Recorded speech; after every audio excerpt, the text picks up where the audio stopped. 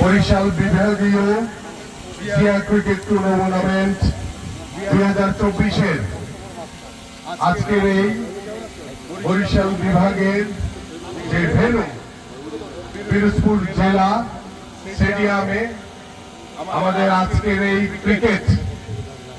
টুর্নামেন্টে এখানে উপস্থিত আমাদের বিভাগীয় সহসাংগঠনিক সম্পাদক, আমাদের মাঝে উপস্থিত নির্বাহী কমিটির সদস্যবৃন্দ, আমাদের মাঝে উপস্থিত পিরোজপুর জেলা বিএনপির আহ্বায়ক এবং সদস্য সচিব, বরিশাল জেলা মহানগরের আহ্বায়ক সদস্য সচিব সহ এখানে উপস্থিত আমাদের লাল এবং সবুজ দলের খেলোয়াড়রা এবং ঢাকা থেকে আগত আমাদের ঢাকা মহানগর উত্তর বিএনপির মহানগরের যুগ্ম আহ্বায়ক সদস্যবৃন্দ এবং আমাদের আজকের এখানে অঙ্গ এবং সহযোগী সংগঠনের বিভিন্ন পর্যায়ের নেতৃবৃন্দ, সবাইকে আসসালামু আলাইকুম। আমরা আশা করি বাংলাদেশের জিয়া ক্রিকেট টুর্নামেন্ট 2024 আপনারা জানেন রাজশাহী বিভাগের বগুড়াতে আমরা উদ্বোধন করেছি। পর্যায়ক্রমে আমরা ফরিদপুরে আমাদের ক্রিকেট উদ্বোধন হয়েছে এবং আজকে বরিশালে উদ্বোধন হতে যাচ্ছে। আপনারা জানেন আমাদের বিএনপির ভারপ্রাপ্ত চেয়ারম্যান জনাব তারেক রহমানের নির্দেশনায় নেতৃত্বে আমরা এই বিভাগীয় ক্রিকেট টুর্নামেন্ট শুরু করেছি। আপনি ইতিমধ্যে অবগত আছেন যে আরাফাত রহমান কোকো ফুটবল স্মৃতি ফুটবল টুর্নামেন্ট আমাদের ইতিমধ্যে আমরা 3টি বিভাগে খেলা শেষ করেছি এবং পর্যায়ক্রমে আমাদের বাকি 7টি বিভাগের খেলা শুরু হবে এবং আমরা এই ক্রিকেট এবং ফুটবলের শেষ করে আমরা আগামীতে আমাদের বাংলাদেশের সবচেয়ে প্রিয় নেত্রী দেশনেত্রী বেগম খালেদা জিয়ার নামে আমরা মেয়েদের ক্রিকেট কিংবা মেয়েদের ফুটবল দিয়ে আমরা টুর্নামেন্ট শুরু করব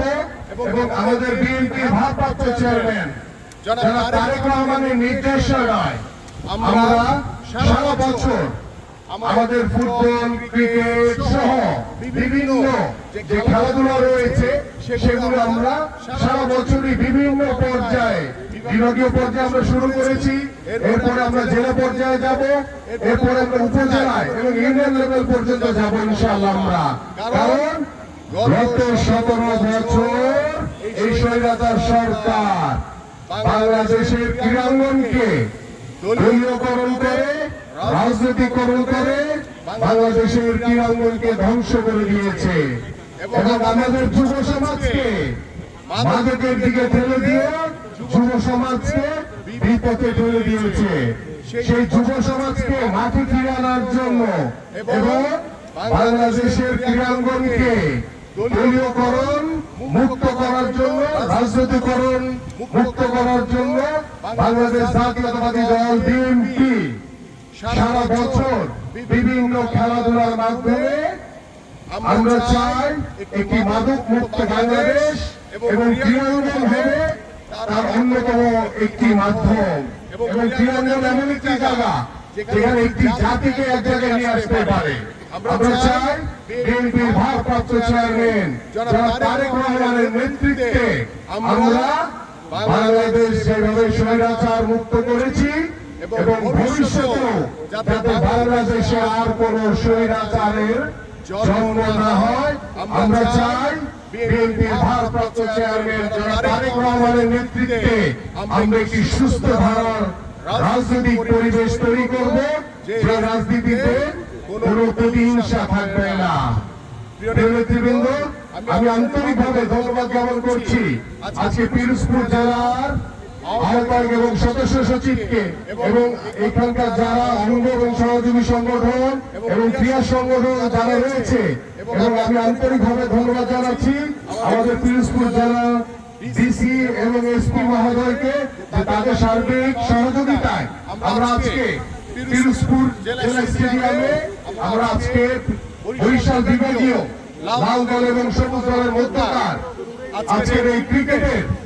শুভ উদ্বোধন ঘোষণা করছি এবং আমরা আশা করব জিয়া ক্রিকেট টুর্নামেন্ট 2024 আমরা সুন্দরভাবে শেষ করে এবং আজকের ক্রিকেটের মধ্য দিয়ে আমরা চাইব এই জেলা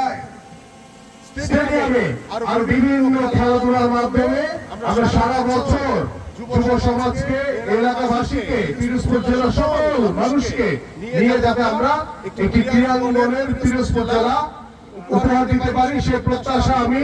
আমাদের জেলা বিএনপি যারা দায়িত্বে রয়েছেন তাদের কাছে আশা করতে পারি এবং আশা করছি তারা সেটি পরিপূর্ণভাবে পূরণ করবেন। সকলকে ধন্যবাদ। বাংলাদেশ জিন্দাবাদ, বাংলাদেশ জাতীয়তাবাদী দল বিএনপি জিন্দাবাদ, দেশনেত্রী বেগম খালেদা জিয়া জিন্দাবাদ, বিএনপির ভারপ্রাপ্ত চেয়ারম্যান জনাব তারেক রহমান জিন্দাবাদ, শহীদ রাষ্ট্রপতি জিয়াউর রহমান অমর হোক। সকলকে ধন্যবাদ।